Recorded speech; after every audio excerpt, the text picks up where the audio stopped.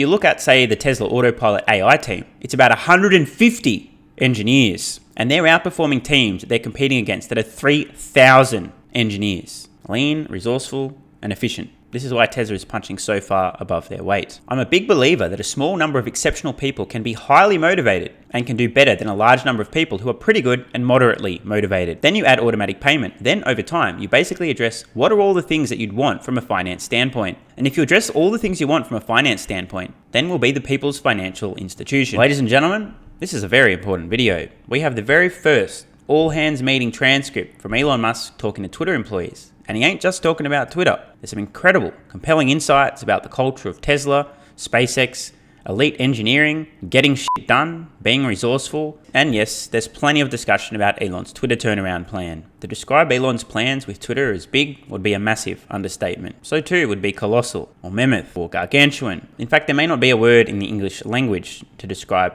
how big Elon's vision is for this Twitter turnaround. As I've said in the past, this is an incredible opportunity to watch one of the world's most maniacally urgent executors do his thing. And don't forget, the clock's ticking. If you want to join Patreon, do it now or wait a little while and pay more. It's up to you. Price increase happens on the 20th of November. So if you want to look in today's pricing, now is the time to join Patreon with the card in the corner or the link at the pinned comment. As always, I posted yet another exclusive video to Patreon this morning, and we're now well and truly past 220 exclusive videos and counting, plus access to my Tesla stock price targets. There's now over 9,000 monthly members and growing. They can't all be wrong, can they? And just in case you needed any further proof that we absolutely do live in a simulation, the number of new Patreon members in the last 30 days is officially exactly 4,269. That's right, those numbers just keep turning up. Below is a transcript of Musk's first all-hands meeting with Twitter employees, lightly edited for clarity. Hopefully for clarity and not for misconstruing what was said. Hello, nice to meet you all. I'm very excited to be here, and I think the long-term potential for Twitter is immense. I think you've heard perhaps some of the things that I've said publicly, and I think what you'll find is that the things I say publicly are the same things that I say privately. Imagine that, a man with integrity. I think Twitter can perform an incredibly valuable service to the world and be the public town square where people exchange ideas and where, once in a while, they change their mind. Imagine that. And where you have a battleground of ideas that can hopefully take the place of violence in a lot of cases. So people can just be talking instead of physically fighting. I think we could actually be a force for peace, which would be amazing. I think there's a tremendous amount of good that Twitter can achieve for humanity, and that's what we're going to strive for. And this, ladies and gentlemen, sums up exactly why Elon has purchased Twitter, the burning dumpster fire that is, in the first place. So in order for us to achieve that good, how do we get a lot of people on the platform? There are 8 billion humans. If we don't have at least 1 billion humans on the system, then we have a very small percentage of humans.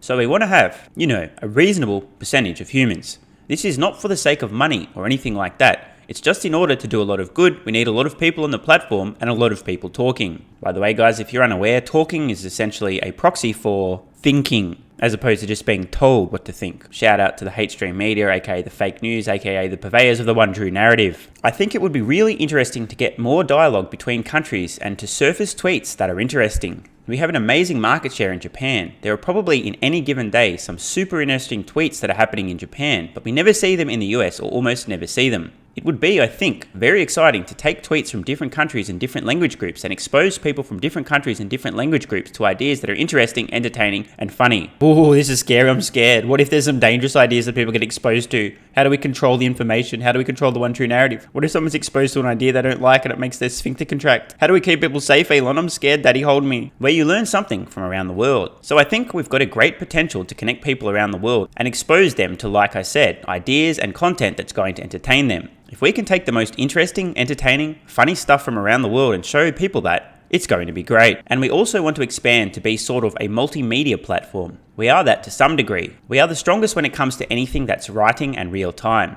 But we also want to have that for pictures and video, and not in a way that copies what others do. I don't think we should not copy something just because someone else did it. We just want to focus on how we make Twitter as compelling as possible, where it's maximum enjoyment, maximum learning. Where you spend an hour on Twitter and you don't regret it. Shout out to all the people currently watching this video who waste hours of their lives every day, endlessly, mindlessly scrolling on social media. Sometimes, on some of the social media platforms, you might spend an hour, but you kind of regret that, right? Not naming names, Shout out to TikTok and Instagram. It's like you want to spend an hour and be like, wow, that was a great hour. I think there's this transformative opportunity in payments. And payments really are just the exchange of information. From an information standpoint, not a huge difference between, say, just sending a direct message and sending a payment. They are basically the same thing. In principle, you can use a direct messaging stack for payments. And so that's definitely a direction we're going to go in, enabling people on Twitter to be able to send money anywhere in the world instantly and in real time. We just want to make it as useful as possible. And ladies and gentlemen, Twitter payments in the future will be an enormous source of revenue and profitability, but more important than that, just add an enormous amount of value for users. As a general principle, if we are solving the reason that people click away from Twitter not to trap people on the site, let's say somebody is a content creator on YouTube. Well, what do you know? One of those very beings is currently doing their very thing on the very platform he's currently referring to. Highly relevant. Provided they are able to post their video on Twitter and monetize the video at least to the same degree as on YouTube, then naturally, they would just post their videos on Twitter as well. He's right. I've disclosed my plan. This is exactly what I'll be doing initially. Cross-posting the same YouTube videos to Twitter initially, trying to drive audience to Twitter over the longer term because they're not going to censor me. I'm not going to get cancelled over there for saying something that's true. Like a thing is a thing, even if they say they're not a thing, or asking certain questions, or just saying shit that's wrong and dumb. This is an absolute no-brainer. If content creators are already producing content for YouTube, and the monetization is at least on par with YouTube, in other words, similar to better earnings, it is an absolute no-brainer for content creators to immediately begin cross-posting to both sites. And there's huge potential in the future for pay-per-video content similar to Patreon, and or a monthly membership to access exclusive content also on Twitter, again, similar to Patreon. But right now, content creators cannot post the length of video they would like to post. Yeah, it's ridiculous. It's like a 10-minute video limit. It's a joke. And they cannot monetize it, which means they cannot pay the bills. Exactly. These are not like super complicated things. So savage.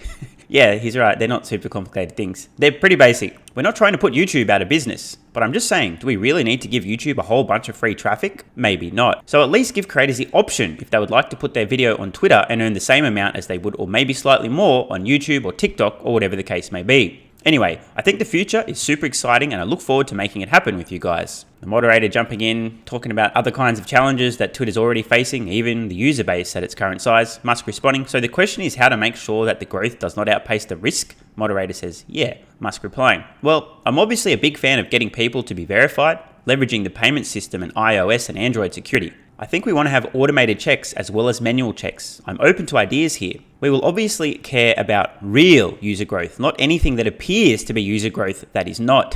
Low-key burn on previous Twitter. We care about authentic users. And I think as long as we're taking steps to authenticate real users and existing ones that are not good, and that it is expensive and difficult to create bot armies, we will succeed. God damn, the bot armies fucking kill me. You guys have no idea how much time I spend deleting the fucking comments every day from the scammers. I wish YouTube would do something about this. They're too busy deciding who to kick off the platform for asking questions or saying things. The issue without payment verification, especially without having a phone and a card, as in a credit card, is that you can do 1 million bot accounts a day with the cost of 1/10 of a penny. It's not so much the $8 because obviously state actors have more than that. But can they put together 1 million phones and 1 million credit cards? That's much harder. That's where they're going to stumble. And this is important to understand. This is a great solution to the bot armies. What happens if you starve an army? No more army. I think it's really just, do we have compelling short form video as opposed to exactly what Vine was? It's not, let's copy Vine from whichever year with ancient code. It's really just, how do we have compelling short form video? Just compelling content in general. I was actually flipping through the Twitter video where once you go kind of into full screen mode, you can just start flipping through videos. It's actually not bad. I was like, okay, well, it's pretty good. I think building on that makes a ton of sense. I told a whole bunch of people this morning that I was on it for like maybe 15 minutes and I could easily have been on it half an hour. The videos that it showed me were interesting. It was some good videos. And when I told a room full of people that this morning, they didn't know it existed. Let me know in the comments below. How many of you guys and girls know that this feature exists? You can actually flip through videos on Twitter now. I didn't know that. So I think if we tried to surface it and make it more obvious that it exists, that would be a good move. I mean, yeah, I'm only a sample of one, but I didn't even know that was a thing. You know, I've got no problem with battle, obviously. Yeah, it's just email to me. I'm pretty responsive on email. Every now and again, it's a crisis, and if I don't respond within 24 hours, email me again. It rarely takes me longer than 24 hours to respond. Usually, it's within hours. And I'm also for like, quote, hey, let's have some fun and let's have some adventure here. Let's try some crazy stuff, and if it doesn't work, we'll stop it, and if it does work, we'll amplify it. But I think that's really fun and exciting. Just try weird stuff. It's nothing ventured, nothing gained. If we're too cautious, then how do we make revolutionary improvements? Revolutions are not done with caution. So we want to try things, ideally things that don't break the whole system. But I think as long as we're agile and we react quickly to improve things and correct mistakes, I think it'll be fine. It's worth reading this pull quote here too. Let's just get a bunch of content creators that we think are cool on YouTube and say, hey, would you consider putting your content on Twitter and we'll pay you 10% more than YouTube, and see how it goes? We need some video ads, is what you're saying. It's hard to register video ads if we don't have video ads. It's a great question. How do we start the creative flywheel if we don't have video ads to begin with? This is where subscriptions come in, because YouTube also has subscriptions and they don't show ads in subscriptions. Shout out to YouTube Premium. P.S. If you guys are seriously still watching YouTube and you're not on YouTube Premium and you spend more than a few minutes a month watching YouTube and you literally get forced to watch these unskippable ads in the middle of videos and before videos, you're dumb. You're wasting your life. You can't get your time back. You can get more money. Think about it. Just upgrade to YouTube Premium. So I think this is a case where it does make sense to start spending some money and at least matching to slightly better than matching creators on YouTube and saying, for now, we'll just pay them money that is reasonably competitive, maybe slightly better than YouTube for their content on Twitter as well. And I think as we build our subscriber base, because YouTube is doing the exact same thing, they're building a subscriber base. I actually try to use YouTube as a non-subscriber just to kind of get a feel for what's going on with advertising.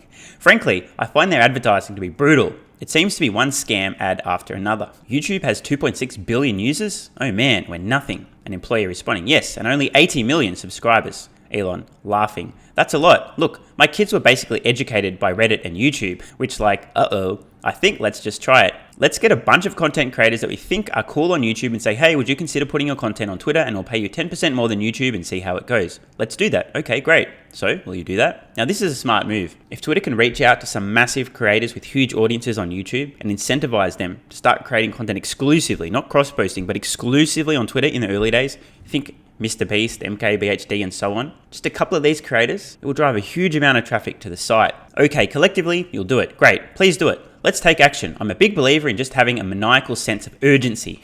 I love this, a maniacal sense of urgency. So if you can do it after this meeting, I would do it after this meeting. Just a maniacal sense of urgency. Like, if you want to get stuff done, maniacal sense of urgency. Just go hardcore. An employee asking, I know your purpose is to get people verified. Are we open to micropayments and other things to get people verified?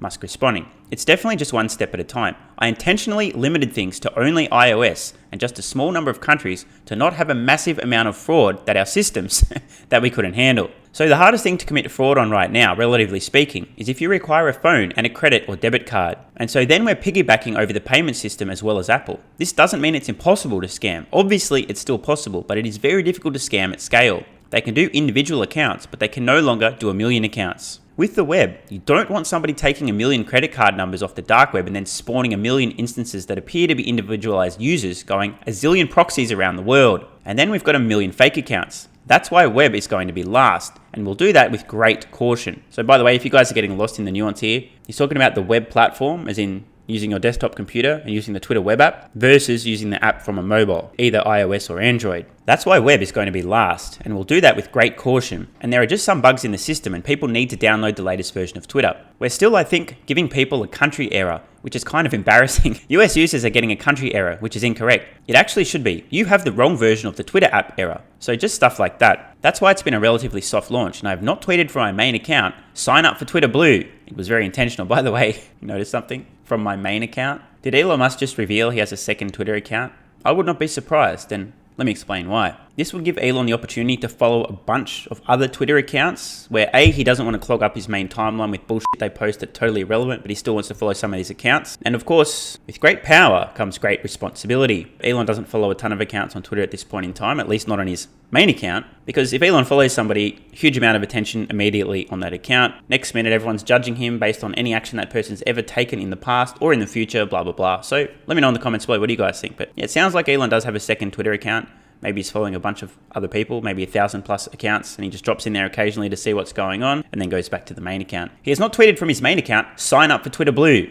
It was very intentional. An employee with a follow-up question. When we talked about followers, subscribers, I think Jack Dorsey had an interview about 2 or 3 years ago talking about how he regrets having the follow button. What's in your vision about this? And do you think that's something we will want to curate because we do want to promote creators? Musk, I think subscriber or some sort of other word would probably be a better word than follower, because follow, that's right, sounds more like, do you have a cult or something? And I'm like, I guess I kind of do have a bit of a cult, but like not everyone wants to be a cult member, So it's more like I'm interested in what the person or entity has to say. That's why I'm following them. but I'm not really just their minion. I'm just interested in what they have to say, and I may agree or disagree with it. Now, this is important too, and again, going back to Elon's main account comment. I listen to a lot of opinions from a lot of people who I disagree with on almost everything. If I were to suddenly start following MSNBS on my Twitter account, even though 99% of the stuff they vomit is absolute horseshit and garbage and I disagree with, and obviously it's fake news, it would almost look as if I was agreeing with MSNBS just by default. The very fact I'm following them, even though the only reason I follow is to hear some of the insane stuff being said out there that I don't agree with. So this is important. So I think follow is probably not the ideal term. And I hate super follow, yeah. It's a fucking dumb name, honestly. Just because it sounds like a super fan, like I'm your number one fan. It just sounds like, is this person going to stalk me and kill me? So super follows, I think we're changing that term to subscriber or something. That's a better term. Completely agree. I mean, duh. An employee asks, do you want to reserve this graph of people together, like bulk subscribing to this person's content? Musk responding, I'm very much open to ideas here. I wouldn't say I'm stuck on anything. The following really just means that I think this person says interesting things, has interesting and maybe funny content. That's why I want to see what they have to say. I'm not necessarily always agreeing with it or always thinking that the content is great, but this is how I want to spend time, listening, reading and hearing what this person has to say. An employee asking, the reason why I'm asking is a lot of our technology is built toward that kind of graph, and that is where I think it's a critical decision we have to make. I have one more. The home timeline. It's very hard to gauge the intent of the user through just a general home timeline. And we have this search where there are events, neighborhoods, trends, and all these things going on in search. And through the years, we're trying to curate these. Do you see us to be still on the home timeline kind of space? Or do you want to be more exploratory? I work in the ads group, and intent is the hardest thing for us to get. So I just want to see how you imagine the Twitter app to be. Is it the home timeline and do we optimize there? Or should we actually direct users based on their intent?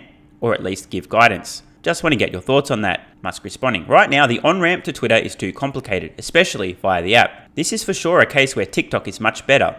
It's like buttery smooth to on-ramp TikTok to download the app. Now, by the way, guys, I have no experience on this. I flat out fucking refuse to download the CCP's data collection app, also known as TikTok. Never used it. I always read privacy agreements and terms, and if they're no good, I don't join. I'm missing out on a lot. I mean, TikTok would be amazing if I hired somebody to cut up little short clips of my Patreon video, my YouTube video, drive traffic. It'd be brilliant, but I refuse to do it. So I have no idea what the onboarding of TikTok's like, but from what I'm told, it's literally crack cocaine on your phone. And they don't make you create a username or anything like that unless you want to post video content. And the same should be true of Twitter. People download the app and just ask very broadly what their interests are and then immediately put them into a tweet, show them, I guess, a home timeline that has some of the most interesting tweets. And it may not be the things that they've exactly asked for, but they're just really interesting. Sometimes people don't know what to ask for. We often don't know that something is interesting or entertaining or funny, and I think we can actually do a much better job of that. So very often, I'll see some really interesting tweet that might have 250,000 likes, but it was never shown to me in the timeline. And the reason I see it is because a friend of mine sends me the link. If we've got awesome tweets, we should show those to people, like TikTok. If they have an incredibly popular, interesting video, they will show those to people. On the advertising front, I don't think we should have a separate ad engine and tweet recommendation engine because we really want to actually show people ads that are as accurate as possible to their interests. An ad done really well, that is what somebody would actually want to buy, especially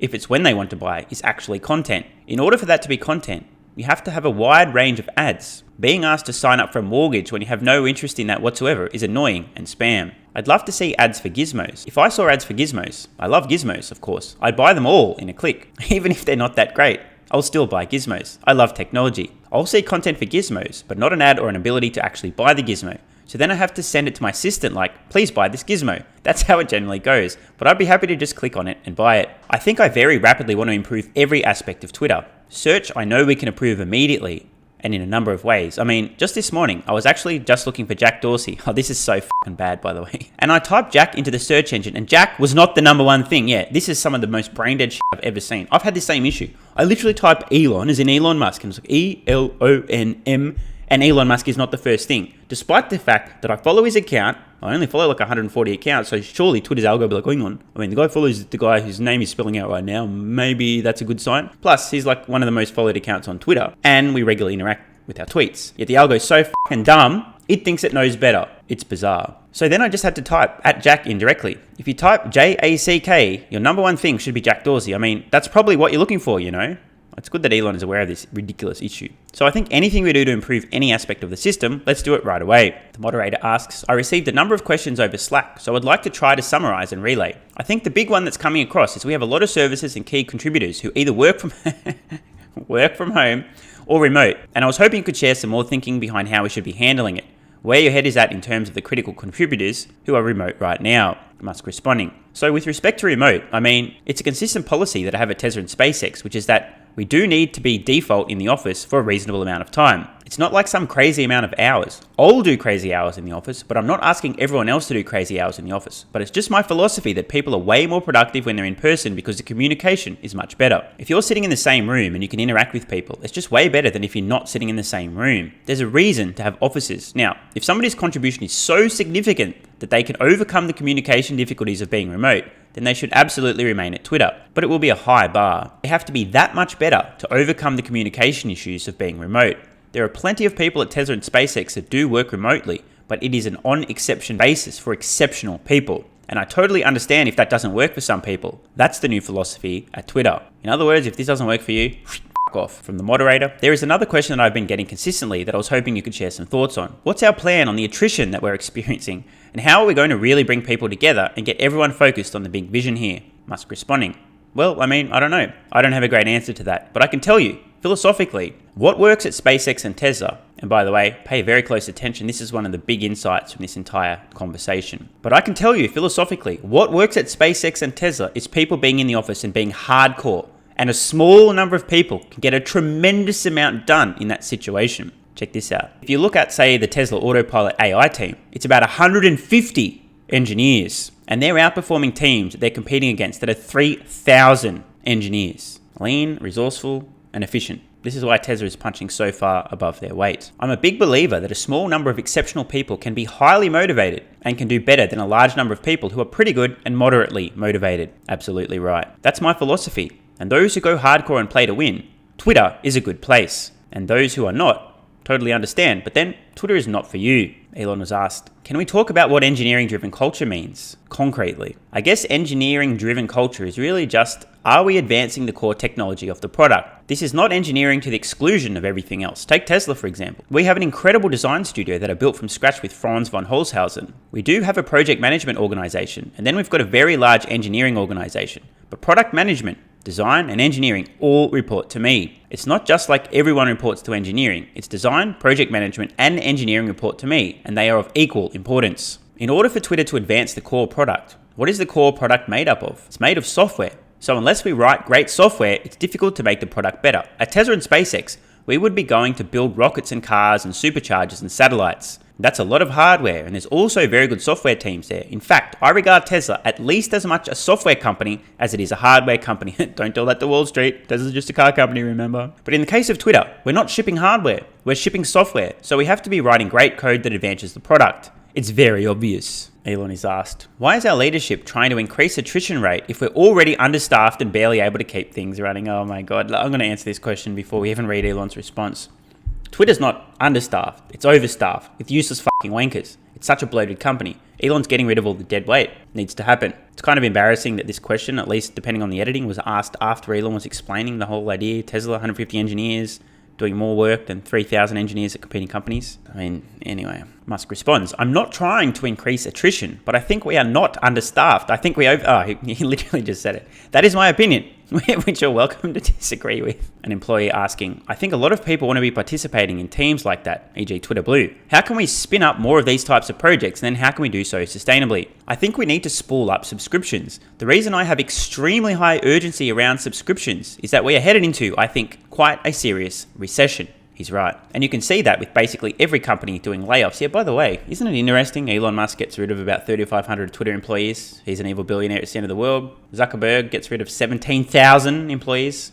No comment, just doesn't even make the news. Curious. It's not just Twitter. And in a recession, advertising is disproportionately affected. This is important. This is absolutely going to hit YouTubers as well, if it isn't already. And then advertising where the advertiser cannot clearly trace how much they spent on an ad to what demand it generated, which is known as brand advertising, will be even more affected. This puts Twitter, as we look ahead, into a very dire situation from a revenue standpoint. He ain't fucking around. You may have read that I sold a bunch of Tesla stock. The reason I did that was to save Twitter. Not because I lack faith in Tesla. I think Tesla stock is going to be worth an immense amount in the future. I sold the stock for Twitter to keep Twitter alive. And the reason that we are going hardcore with subscriptions is to keep Twitter alive. This is also why he's getting rid of all the dead weight. There's going to be probably a year or two of serious recession that again will disproportionately affect us, and we're going to get through that and not be dead. That's the reason for the priority there. I've been through the recession of 2000 and 2001 and 2008 to 2009, and I'm somewhat paranoid about dying in recessions. I have, by the way, I shouldn't laugh at this because it's kind of true, but I have recession PTSD from keeping X and PayPal alive through the 2000 recession, keeping Tesla alive in the 2009 recession. It's worth remembering that in 2009, Government Motors and Chrysler both went bankrupt. Tesla did not, despite being a startup electric vehicle company. I mean, seriously, this is one of the most unbelievable stories in the history of business. Just about every new car company ever fails anyway. An electric vehicle company during a fucking miracle. It was excruciatingly difficult to keep us alive in 2009, and the reason we were able to keep alive is partly by just being paranoid. It's like Andy Gross's famous statement, only the paranoid survive. Well then, we are going to be paranoid, and we're going to survive. The moderator asks, what is our runway? As in, cash runway. Musk responding, it's difficult to say what our cash runway is, because I don't know what the revenue shortfall will be next year, but I think it's possible that we could see a net negative cash flow of several $billion. It's impossible to predict the actual severity of a recession or the length of it, but we do not have a situation where we're betting on the recession being shallow and short, if, in fact, it ends up being a deep recession that is long. We need to make sure we can survive a deep recession that is long. The moderator asked a question about reporting structure. I haven't had time to dig into the design side on Twitter, but I would say that over time, it will be more like design, program management, and engineering will report directly to me, and balance of the product across those three organizations, just like Tesla. Anyone who has great design and is artistically excellent, I would recommend that they stay and that this will be a happy home for them. Another employee asking, hey, I was wondering, back to the return to office question. So much of the company is distributed right now. Are you asking us to return to the office just to get on calls with the other office? Oh my God. This employee is an idiot. Elon, I really going to keep working from home. Are you sure? What do you mean? Can we just, is it negotiable? I don't. What a fucking idiot. I'm not even going to read the rest of that question. Elon responding, let me be crystal clear, dumbass. If people do not return to the office when they are able to return to the office, they cannot remain at the company. End of story. Bell-end employee continues. That's not my question. Even if people return to the offices are separate offices. We won't be in person anyways. Elon Musk responding, yes, but you can still maximize the amount of in-person activity. What's more effective if being in person, generally speaking, is more effective? Nobody working in the office or everybody working in the office? This is a really fucking dumb question. I just don't think this employee understands. It's better to have people in the office or the offices than all working from home. The end. It's really simple. Elon responding, yes, but you can still maximize the amount of in-person activity. Tesla is not one place either. Oh, really? Basically, if you can show up to an office and you do not show up to the office, resignation accepted. End of story. Employee asking, I work on growth and notifications. We've been having a lot of adventure in the last 2 weeks. We've shipped out a lot of different things. I want to understand, over the next 3 months, what is the best thing for us to do? Should we continue trying a lot of different things and see where we grow? Or do we have a particular focus? We want to focus on one or two things. Specifically, are we trying to get the next billion users? Or are we trying to focus on more revenue? I'd love to understand if there's a particular focus. I mean, this is pretty obvious. Step 1, don't go bankrupt. Step 2, grow, in that order. Obviously, you can do these things simultaneously, but the whole not going bankrupt part, that's important. Musk responding, we just definitely need to bring in more cash than we spend. Exactly. If we don't do that and there's a massive negative cash flow, then bankruptcy is not out of the question. That is a priority. We can't scale to 1 billion users and take massive losses along the way. That's not feasible. I don't think we will. As we make the product more compelling, if we fix and improve search, that would be massive. Add video content where creators are compensated and it draws people to be subscribers to Twitter, then I think we'll see that these things are not misaligned. They are aligned. If you have a compelling product, people will buy it. That has been my experience at SpaceX and Tesla, and that has been my experience creating exclusive content on Patreon. Click the card in the corner or the link in the pinned comment to join. I mean, he ain't wrong. Surely the now more than 9,000 monthly members supporting the channel on Patreon aren't doing that because I have a shit product. Employee asking, and sorry, just to be a little more specific, is your recommendation that all of us in different teams, we try different things and in the next few months to see what works, what doesn't? Or do you have specific recommendation of what our focus should be? Musk responding, I think just sort of proposing those things to me, I think would be the right thing to do. But you know, like I said, I think that there's a lot that is very, very obvious that we need to do. I mean, I sound arrogant, but man, I could literally walk into Twitter HQ and just start spouting off and give them 50 things that are no-brainers to do that should have already been done, that Elon's going to want done, that anyone with a brain could figure out need to be done. Like 50 of them. There's so much obvious low-hanging fruit. I mean, So much. It's stunning. Jesus fucking Christ, dude. I just look at Twitter and I just scratch my head and think, what have they been doing for the last decade? Other than interfering in the democratic process, I mean. Like video content and compensating content creators in order to get content on Twitter and not have them be forced to put content elsewhere or not pay the bills, which is currently the situation. That's a no-brainer. Improving search, high priority. We are obviously going to add payments capability to Twitter. That's also a high priority. And if there is something you think we should do that I'm not aware of, just tell me about it and I'm open to doing it. I'll take the opportunity to talk about notifications. We've heard a lot about how notifications can be chaotic, especially for heavy users. Now this is true.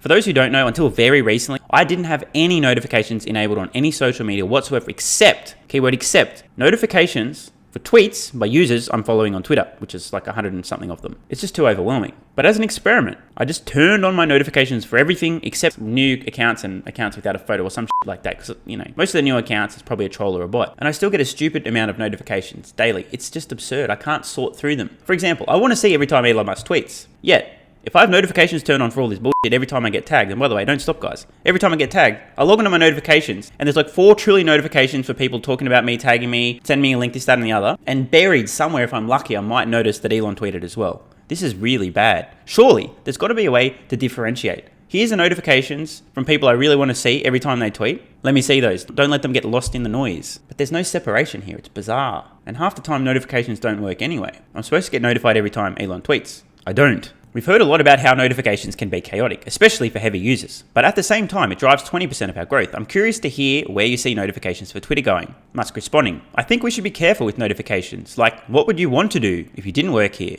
Would be a good test. If you're just a Twitter user and you don't work at Twitter, what would you want Twitter to do? So you wouldn't want to do things that are annoying just to drive like user minutes or something like that. But you would want Twitter to alert you to something that is interesting. So I think just generally saying, what would you want Twitter to do if you weren't at Twitter is a good way to think about whether it's the right thing to do or not. The employee asking. We are embarking on a payments journey almost from scratch here. When you look back and think, what do you think we should do differently from what you had originally planned for PayPal? Or what are some of the mistakes that we should avoid or some of the things that we should try? Now, I have a funny feeling, I haven't read this, but I have a funny feeling Elon's going to say, well, honestly, we should just do all the shit that I wanted to do at PayPal and then got cock-blocked from doing because they just wanted to focus on payments. I mean, let me think here. If you're doing payments, you should be doing everything else relating to payments. What do I mean? There should be like high interest savings accounts, transaction accounts, right? People should be able to get finance, loans, mortgages, etc. And I'm not saying all instantly, but this is just obvious. Everything, right? Everything in the finance world, Twitter should do in the future. It's obvious. If people are transferring money, making payments, then obviously they should be able to store money there. They should be able to borrow money there. I mean, hello, duh.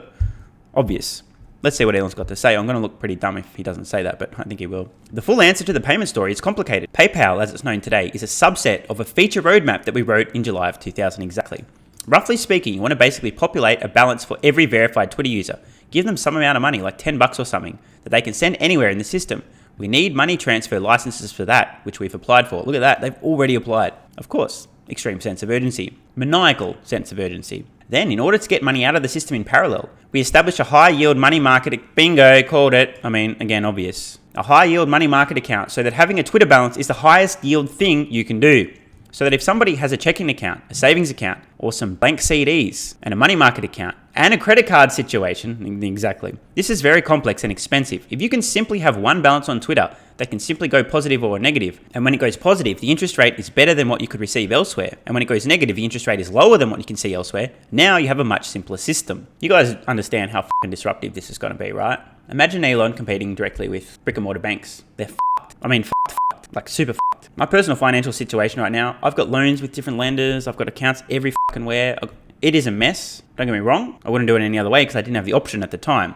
But I tell you what, if I can centralize a lot of this, whew, it's going to be good. By the way, guys, just for those of you who happen to not live in the shithole known as Australia, and I just mean shithole in terms of what we have available in terms of products, financial products, we can't do shit over here. I'm so jealous of people in the US. There's so many options for financing and lending and mortgages and stuff, and I see the stuff that's available in the US, and I'm like, come on, man. I can't do any of this in Australia. It kills me. The lost opportunities, man. You don't have any idea. Like, really. If I had begun building my real estate portfolio and you just transplanted me from Australia to the US, but everything else was identical, I know for a fact that would have been probably 10x or more the amount of real estate I currently hold. And yes, I'm not pulling this out of my ass. I've done the math, I've looked at the policies and the terms and gone, hang on a minute. How much should I need? Oh, okay, lower deposit, this, that, oh, shit, damn. Elon low-key planning to disrupt the banking and financial industry.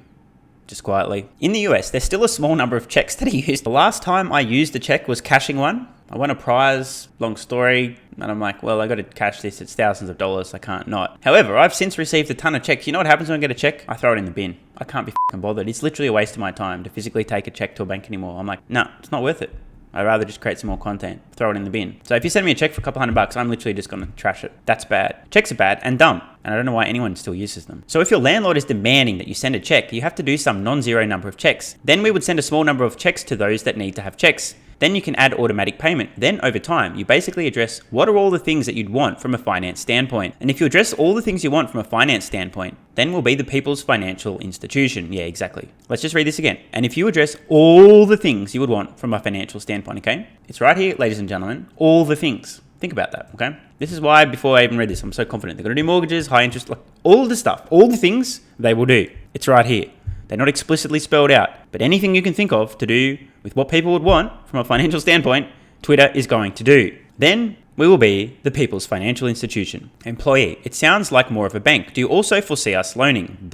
Musk. Well, if you want to provide a comprehensive service to people, then you can't be missing key elements again. I mean, he's saying it without saying, but again, it's right fucking here, ladies and gentlemen. If you're ever unsure about future products, specifically relating to finance that Twitter's going to offer, just read this fucking sentence over and over and over and over and over again. They're going to do it all. We have a question from the privacy and infosec team. Info security, I'm guessing. It's very clear to us that accelerating product launches and experimenting is going to be important to dig ourselves out of this economic situation. At the same time, we have some pretty significant privacy and infosec obligations that we have to meet. How do you foresee this factoring into the equation in terms of being able to equally focus on security and privacy? Musk responding. First of all, I'm not familiar with security and privacy. I'm actually very familiar with it. If you think about Tesla, all the cars are connected globally. We know where people went. In fact, we intentionally do not store the last half mile or so of where people went. We go to great lengths at Tesla because if you think about it, Tesla has surround cameras going. There are immense privacy issues with having an always connected car with cameras. We've gone to great lengths at Tesla to protect people's privacy, and the same is true of Starlink. You can see what websites they visit. You know where they are with precision. And so if Starlink or SpaceX was not very good at privacy, the whole system would collapse and people would lose faith in it. And the same is true of Tesla. So this is not some new thing for me. I've been dealing with privacy issues for a very long time. Same is true of PayPal. This is not my first rodeo on the privacy front. Like my 6th rodeo. All right, we'll take a couple more questions. Moderator, what are you thinking in terms of top-line metrics? So as we think about trying to prioritize our work across the company, what are the key 1 or 2 metrics? Dude. Oh my God. These people, they're not getting it, are they? Metrics? Here's your top 2 metrics. 1, increase the value and utility of what Twitter offers to users. And 2, do so with a maniacal sense of urgency. I know they're not metrics, they're not numbers, but that's what you f***ers need to do. It's pretty simple. Let's see what Musk has to say. I think we don't, yeah, I could have seen this coming. I think we don't get overly focused on metrics. It's helpful to see these metrics as sanity checks, but if you're over-optimized on a metric, then you end up being just like a foolish AI. You pursue a number without common sense. What actually matters is, are we making the product amazing? If you make the product amazing, people will use it. He's right. Just goes to show the ridiculous mindset in Silicon Valley that somebody even asks this question. I'm not trying to be a dick here, but it's so obvious. Make the product better and do it as fast as you can. At Tesla, we do no market surveys, no market testing. We just make cars that we love and we are convinced people will love. That's it. And Tesla outsells everyone. Tesla outsells all the people that are focused on metrics. All the people that do the market surveys outsells all of them because we focus on making the product amazing and that's what matters. Okay, last question. Employee asking, with regard to our infrastructure costs and migration to cloud, what's our goal? Do we want to be in cloud? Do we want to be our own DC? A mix of two. We're not trying to migrate to cloud or not migrate to cloud. I think that is neither here nor there. We need to make...